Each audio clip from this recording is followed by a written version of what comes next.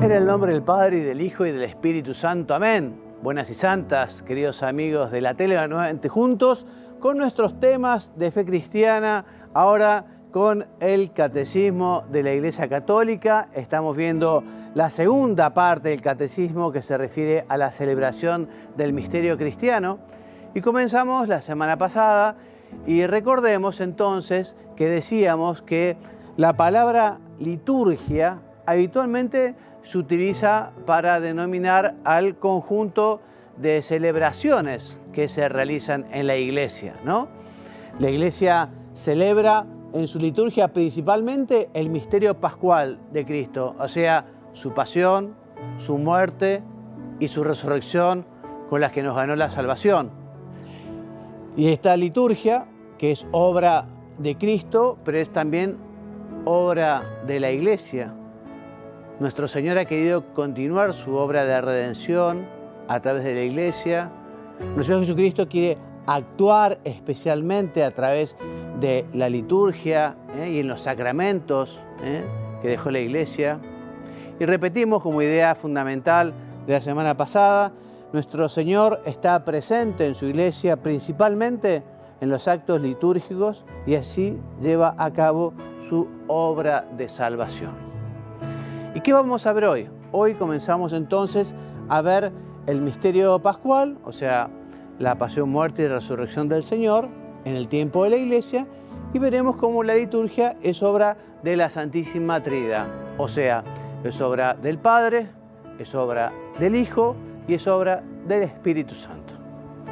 Comenzaremos a hablar sobre el Padre, fuente y fin de la liturgia, y les quiero leer un texto precioso de San Pablo en su carta a los Efesios, que nos dice: bendito sea el Dios y Padre de nuestro Señor Jesucristo, que nos ha bendecido con toda clase de bendiciones espirituales en los cielos, en Cristo, por cuanto nos ha elegido antes de la creación del mundo para ser santos e inmaculados en su presencia en el amor, eligiéndonos de antemano para ser sus hijos adoptivos, por medio de Jesucristo, según el beneplácito de su voluntad, para alabanza de la gloria de su gracia. Efesios capítulo 1, versículos 3 a 6. O sea que el Señor nos ha bendecido en Cristo para que seamos santos como hijos adoptivos suyos. Una verdadera bendición, un regalo, un don. Bendecir es justamente una acción divina que da la vida y cuya fuente es el Padre. Esa bendición es palabra y es don. ¿Y cuál es la respuesta del hombre? ¿Cuál es la respuesta de la Iglesia? ¿Cuál es la respuesta de los fieles? Bueno, por un lado, acción de gracias que se manifiesta en adoración y entrega a Dios, al Padre, por este regalo maravilloso, por esta bendición. Y esta bendición comienza, podríamos decirlo, con justamente la creación. La creación es una bendición que comienza con Adán y Eva, ¿no? Es una bendición que además es una bendición que durará hasta el fin de los tiempos. Los autores inspirados anunciaron el designio de salvación como una inmensa bendición divina. Desde el comienzo, Dios bendijo a los seres vivos y especialmente al hombre. Y esa bendición no terminó después del pecado original, después de que el hombre le diera la espalda a Dios, después de que cayera en la tentación. Bueno, Dios siguió bendiciendo al hombre. Por ejemplo, hace una alianza con Noé y con Noé renueva esa bendición a pesar de ese pecado. Hace una bendición importantísima con Abraham, eligiéndole para ser padre de una multitud, padre de ese pueblo elegido. Tú serás mi pueblo, yo seré tu Dios. Y así Abraham, padre de los creyentes, acogió la bendición y se inauguró la historia de la salvación. Estas bendiciones divinas se van a ir manifestando en todo el Antiguo Testamento.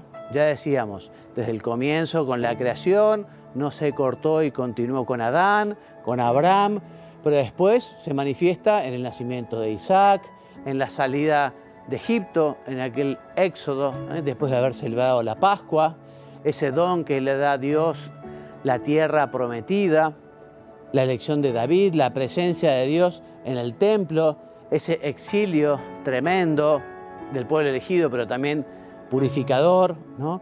Y el retorno de ese pequeño resto, ese resto de Israel. Esta bendición de Dios Padre también estará manifestada por la ley, por los profetas, por los salmos. Estos textos de la Escritura Santa tejen la liturgia del pueblo y recuerdan estas bendiciones divinas y responde a ella con, como decíamos, las bendiciones de alabanza y de acción de gracias. Esta liturgia de la Iglesia, ¿no? En esta bendición que nos da el Padre, Él se revela, a través de esa bendición lo conocemos, ¿no? A través de esa bendición del Padre a los hombres, nosotros podemos reconocerlo, podemos adorarlo, como quien es la fuente y el fin de todas las bendiciones. Y la bendición más importante, claro está, es habernos dado a su Hijo, a la segunda persona de la Santísima Trinidad, después de haberlo prometido a Adán y Eva, ese Emmanuel, ese esperado, ese deseado, el Cristo, el ungido, una verdadera bendición del Padre, ¿no? Y el Padre quiere justamente bendecirnos también a través de su Hijo, a través del Verbo, a través del Señor, ¿no? ¿Y cómo es la respuesta de la liturgia cristiana a estas bendiciones, estos regalos, a estos dones del Padre? Bueno, por una parte, nosotros adoramos, alabamos, damos gracias a Dios por ese regalo y también, por otra parte, le pedimos al Espíritu Santo que esos dones, que esos regalos, que esas bendiciones realmente nos transformen. Como decía San Pablo a los Efesios, nos eligió antes de la creación del mundo para que fuéramos santos siendo hijos suyos. Entonces nosotros le pedimos justamente al Espíritu Santo que esas bendiciones divinas den fruto en nuestro corazón. Entonces, la obra de Cristo en la liturgia, veíamos la obra del Padre, veamos ahora la obra de Cristo, la obra del Hijo, ¿no? Entonces, en la actualidad podemos decir que con su ascensión a los cielos, nuestro Señor está sentado a la derecha del Padre, derramando el Espíritu Santo sobre su cuerpo, que es la Iglesia. Recuerdan ustedes, Cristo fundó la Iglesia y le prometió a los apóstoles que era necesario que Él se fuera para poder mandar al Paráclito, al Consolador, al Espíritu Santo, para que fortaleciera la Iglesia, para que viviera en la Iglesia, ¿no? Entonces Cristo ahora actúa en la Iglesia, actúa en la liturgia, actúa particularmente en esos sacramentos que Él instituyó, esos 7 sacramentos que quiso darnos Jesucristo para comunicar su gracia, su don, su regalo, para que alcancemos esa unión con Dios. Estos sacramentos, que son 7, son signos sensibles en cuanto que se puede tocar, ¿no? El bautismo, el agua, el crisma, ¿no? Son signos sensibles, que son palabras y son acciones. Yo te absolvo de tus pecados en el nombre del Padre y del Hijo y del Espíritu Santo, se dice en la confesión. Recibe por esta señal el don del Espíritu Santo, la confirmación. Signos sensibles, que son palabras y acciones que son accesibles a nuestra humanidad actual. Y estos sacramentos realizan eficazmente la gracia que significan. O sea que el signo del bautismo, que se echa agua en la cabeza del niño, bueno, simboliza la pureza, la limpieza, el lavado. Bueno, ¿eso qué significa? Realmente lo significa realmente es lo que sucede, ¿no? En la liturgia de la Iglesia, Cristo significa y realiza principalmente su misterio pascual, porque como decíamos también la semana pasada, en el centro de la liturgia, el misterio pascual es la renovación incruenta del sacrificio del Calvario, o sea, la Santa Misa, la Eucaristía. Por eso cuando llegó su hora, Jesús vivió su misterio pascual, su pasión, su muerte, su resurrección. El único acontecimiento de historia que no pasa, permanece en la historia, está presente continuamente, porque es un acontecimiento real, sucedió históricamente, pero absolutamente singular, porque así como todos los demás acontecimientos pasan, ¿no?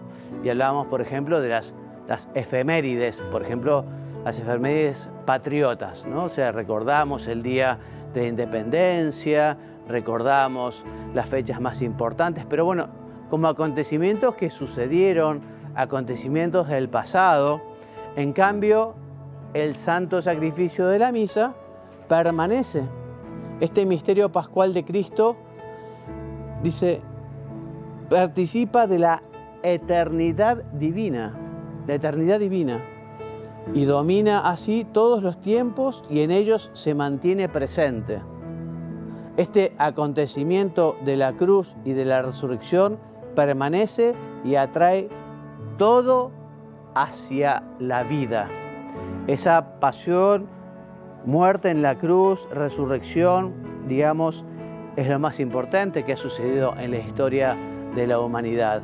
Y efectivamente, eso fue lo que nos dio la vida con mayúscula.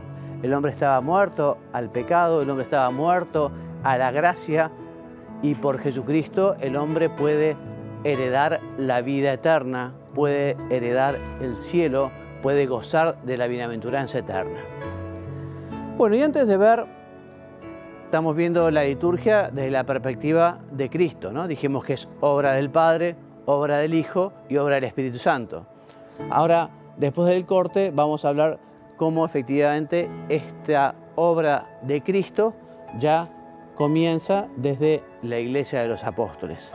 Y en el corte lo vamos a ver a Monseñor Munilla, que él, comentando el compendio del Catecismo de la Iglesia Católica, nos habla de este punto que estamos viendo ahora, ¿no? De cómo la liturgia es obra del Hijo, es obra de Jesús, es obra de Cristo. Número 222 del compendio del Catecismo. ¿Cuál es la obra de Cristo en la liturgia? Recuerdo que son 3 puntos los del compendio los que hablan de cuál es la forma de estar presente el Padre, Dios Hijo y Dios Espíritu Santo. Hoy nos toca la segunda persona de la Trinidad en la liturgia. ¿Cuál es la obra de Cristo en la liturgia? La respuesta es: en la liturgia de la Iglesia, Cristo significa y realiza principalmente su misterio pascual. Al entregar el Espíritu Santo a los apóstoles, les ha concedido a ellos y a sus sucesores el poder de actualizar la obra de la salvación por medio del sacrificio eucarístico y de los sacramentos, en los cuales Él mismo actúa para comunicar su gracia a los fieles de todos los tiempos y de todo el mundo. Es decir, recordemos que el Cristo glorioso, ascendido a los cielos, sentado a la derecha del Padre, Él preside la liturgia de la Iglesia. Él es la bendición del Padre para el mundo y Él, podríamos decir, es el liturgo principal, por decirlo de una manera, Cristo glorioso. Y está, de esta manera, prolongando a través de la liturgia lo que Él, la obra de salvación que Él llevó mientras que estuvo entre nosotros, 33 años, viviendo en la Tierra Santa hace 2000 años. Cristo es el enviado del Padre, fue enviado por el Padre al mundo para llevar a cabo esa obra de salvación. Él, a su vez, envió a los apóstoles. Recordad, ¿no?, que hay en el Evangelio palabras que dicen: como el Padre me ha enviado a mí, así yo os envío a vosotros. Para poder enviarles, les infunde el Espíritu Santo. Recibid el Espíritu Santo. A quienes les perdonéis los pecados, les quedan perdonados. O sea, Jesús está, a través de los apóstoles, a través de la Iglesia, prolongando la acción que el Padre le había pedido a él que hiciese, ¿no? A esos apóstoles y a esa Iglesia que está fundando en los apóstoles, les da la capacidad de realizar la obra de la salvación, la capacidad de la santificación. ¿Cómo es posible que nosotros, que somos pecadores, seamos instrumento para que el mundo se santifique? A ver, ¿puede un pecador santificar a otro pecador? A ver, eso es imposible. Nadie da lo que no tiene.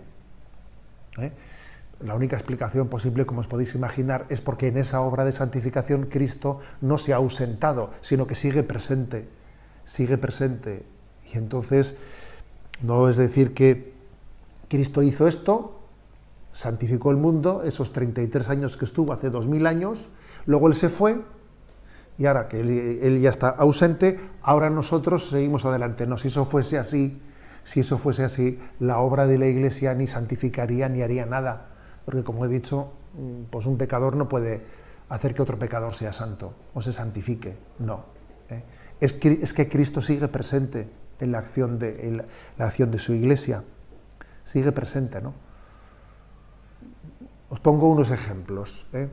Cuando un sacerdote perdona los pecados y pronuncia la fórmula, ¿no?, del perdón de los pecados, dice: yo te absuelvo en el nombre del Padre, del Hijo y del Espíritu Santo. ¿Cómo yo? ¿Cómo dice el sacerdote, yo te absuelvo? ¿Acaso José Ignacio puede perdonar los pecados a alguien? ¿Acaso solamente no es Dios el que puede perdonar? Obviamente el sacerdote, cuando está diciendo yo te absuelvo, él es consciente de que en él está actuando Cristo, que actúa in persona Christi. Es Cristo el que está actuando ahí. Pongo otro ejemplo. Cuando el sacerdote celebra la Eucaristía, ¿no?, toma el pan en sus manos y dice: tomad y comed, porque esto es mi cuerpo. ¿Mi cuerpo? ¿El cuerpo de quién? ¿Acaso el cuerpo de José Ignacio?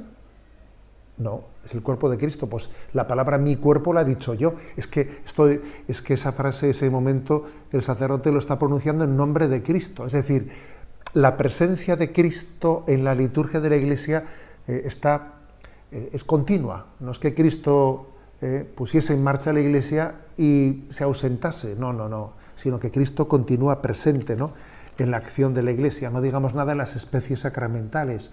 Esto es mi cuerpo. Jesús está presente en la Eucaristía. Y no solo en el sacerdote que celebra, en las especies sacramentales, en el propio pueblo de Dios que participa de la liturgia, también. Donde 2 o 3 están reunidos en mi nombre, allí estoy yo en medio de ellos, dice el Evangelio. O sea que Cristo sigue presente en la acción de los apóstoles, de los ministros, en las propias, ¿no?, especies sacramentales, en el propio fiel que participa activamente también, no pasivamente, activamente en la liturgia de la Iglesia. En resumen, es Cristo el que preside la liturgia de la Iglesia. Él es la bendición del Padre, Él preside nuestra liturgia y Él vive siempre asociado a la Iglesia. Hay una asociación estrechísima, mística, ¿no?, entre Cristo y su Iglesia. Por eso le llamamos cuerpo místico de Cristo. La Iglesia es esposa de Cristo, está íntimamente asociada a su Iglesia.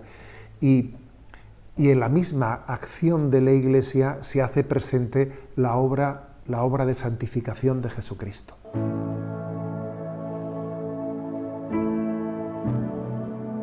Continuamos entonces hablando de la liturgia, de este regalo de Cristo a la Iglesia, por el que Cristo ha querido continuar su obra de salvación, dándonos la gracia, especialmente a través de los sacramentos y de un modo particular en la Eucaristía, en el cual ya no se encuentra la gracia, sino el mismo autor de la gracia, Cristo mismo. Y decíamos que entonces ya desde la Iglesia de los Apóstoles tenemos esta liturgia como obra de Cristo, ¿no?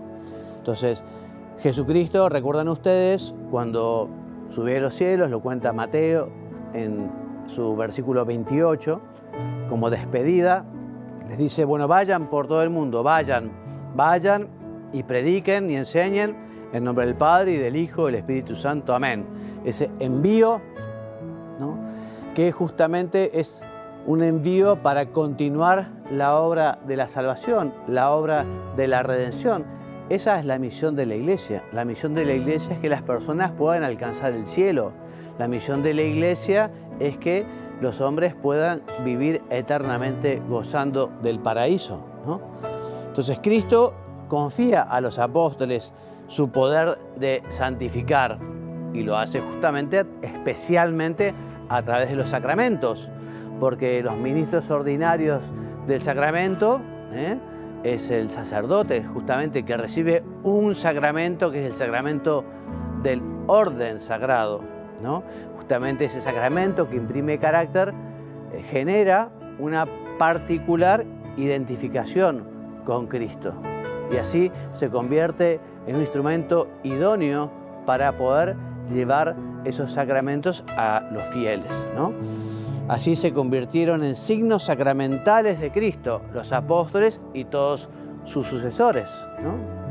Entonces, efectivamente, ellos, por el poder del Espíritu Santo, lo confiaron a sus sucesores por la llamada sucesión apostólica, ¿no? Porque todo sacerdote, todo presbítero, todo obispo tiene una línea que llega hasta los apóstoles. Justamente algunas religiones cristianas separadas de la Iglesia Católica han perdido esa sucesión apostólica y han perdido justamente el ministerio sacerdotal, como los anglicanos, como los luteranos, ¿no? Entonces, a través de esta sucesión apostólica, transmitida por el sacramento del orden, que estructura la vida de la Iglesia, porque efectivamente la Iglesia, por querer de Jesucristo, es jerárquica, una jerarquía que fundamentalmente debe caracterizarse por el servicio, por estar a disposición de los fieles y sobre todo para administrar los sacramentos. Entonces el misterio de la liturgia está presente en la liturgia terrena. Ya vamos a ver cómo también está en el cielo, pero en la liturgia terrena, porque nuestro Señor está presente en su iglesia principalmente en estos actos litúrgicos y así va llevando a cabo esa dispensación o comunicación de la salvación. Él está presente en el sacrificio de la misa, especialmente en la persona del ministro, pero sobre todo en las especies eucarísticas. Después de la palabra de la consagración, que se realiza la transubstanciación, ya no hay pan, sino es el cuerpo de Cristo, ya no hay vino, sino ya es la sangre de Cristo. Cristo está presente en los sacramentos y así cuando alguien se bautiza, es Cristo mismo quien bautiza. Y está presente en su palabra, ¿no? Él mismo habla cuando se lee la Sagrada Escritura y es oportuno que cuando acudimos a misa y escuchamos la Escritura, pensemos, esto me lo está diciendo Dios a mí, estas son como cartas personales de Dios a mí. ¿Cómo aprovechamos a nuestra lectura también del Evangelio, que es tan importante? También Jesús está presente cuando la iglesia suplica y canta los salmos. Jesús nos dijo, donde haya 2 o 3 congregados en mi nombre, allí estoy yo en medio de ellos. Eso lo prometió el Señor. O sea, cuando nos juntamos a rezar, a orar, a alabar, Jesús está allí presente. Jesucristo ha querido asociarse a su esposa, la Iglesia, cuando ella invoca a su Señor y por él rinde culto al Padre Eterno. La liturgia es terrena, pero también la liturgia es celeste, ¿no? Porque efectivamente la liturgia, recordemos, es fundamentalmente la renovación, digamos, del sacrificio de la cruz. La liturgia es esa celebración. Bueno, en la iglesia del cielo también se festeja, también se celebra. Por eso decimos, en la liturgia terrena pregustamos y participamos de la liturgia celestial, que se celebra en el cielo. En el cielo se está continuamente adorando, agradeciendo, viviendo una felicidad enorme con Dios, Padre, Hijo y Espíritu Santo. Allí Cristo está sentado a la derecha del Padre, con el ejército celestial y los santos, y podemos cantar un himno de gloria al Señor. Y pasamos ahora a ver cómo la liturgia también es obra del Espíritu Santo. Obra del Padre, obra del Hijo, obra del Espíritu Santo. Entonces el Espíritu Santo y la Iglesia en la liturgia. El Espíritu Santo es la tercera persona de la Santísima Trinidad. Es el don, es el enviado, es el amor, ¿no? Lo prometió Jesucristo y vino especialmente el día de Pentecostés sobre la Santísima Virgen y los apóstoles. Él es el pedagogo de la fe porque es el que nos santifica, el que nos enseña. Es el artífice de los sacramentos. Y por eso se puede decir que la liturgia es obra común del Espíritu Santo y de la Iglesia. Este deseo del Espíritu es que vivamos en la vida de Cristo resucitado y cuando encuentre respuesta, realiza su cooperación. Y así el Espíritu Santo va preparando a los fieles, va preparando a su Iglesia, nos va ayudando a conseguir avanzar en ese camino que tiene como finalidad el encuentro con el Señor. Y también el Espíritu Santo nos ayuda justamente a poder participar de la misa y vivir el santo sacrificio como un encuentro personal en el misterio de Cristo muerto y resucitado. El Espíritu Santo nos prepara a recibir a Cristo. El Espíritu Santo, digamos, es el santificador.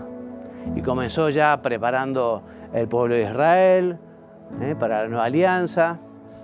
Ya desde antiguo, ¿no? La liturgia de la Iglesia conserva muchos elementos de la antigua alianza. Principalmente la lectura del Antiguo Testamento, ¿no? Y justamente por la lectura del Antiguo Testamento también nosotros en la Iglesia Católica, en el Nuevo Testamento, en la Iglesia de Cristo, también oramos con los salmos, sobre todo la memoria de los acontecimientos salvíficos más importantes, esas promesas de Dios, esa alianza, ese éxodo, ¿no? La Pascua, el exilio, todo eso es parte también de esta Iglesia de Cristo, porque efectivamente el Antiguo Testamento es la preparación para el Nuevo Testamento. El pueblo elegido es la preparación para la Iglesia de Cristo. Y esto fue preparando justamente el Espíritu Santo. Y en el Antiguo Testamento encontramos unas figuras, también llamados tipos de Jesucristo, de los sacramentos. Por ejemplo, el diluvio y el arca de Noé prefiguran, son tipos, son figura de la salvación del bautismo. La nube, el paso del Mar Rojo, el agua de la roca es figura de los dones espirituales de Cristo. El maná del desierto prefigura, es tipo de la Eucaristía. Por eso la Iglesia, especialmente durante los tiempos de Adviento, Cuaresma y sobre todo la noche de Pascua, relee y revive todos estos acontecimientos de la historia de la salvación. La catequesis obviamente ayudará a que los fieles se abran al conocimiento de esta economía de la salvación, de esta historia de la salvación, de este itinerario de Dios que lleva al hombre desde el comienzo. Por eso también recomienda el catecismo, ¿no? Que en la medida que conozcamos la liturgia judía, también nos puede ayudar a entender aspectos de la liturgia de la Iglesia Católica. Dice, nos ayudará a comprender mejor ciertos aspectos de la liturgia. Para los judíos, por ejemplo, y para el cristianismo, las Sagradas Escrituras es una parte esencial de su liturgia, ¿no? Entonces, la proclamación de la palabra de Dios, la respuesta a esa palabra, la adoración, la alabanza, la intercesión, la oración por los vivos y difuntos, etcétera, etcétera, ¿no? Así que esta liturgia de la palabra, en su estructura propia, tiene su origen en la oración judía. Las plegarias eucarísticas también se inspiran como modelos de la tradición judía. Pero bueno, hay también grandes diferencias.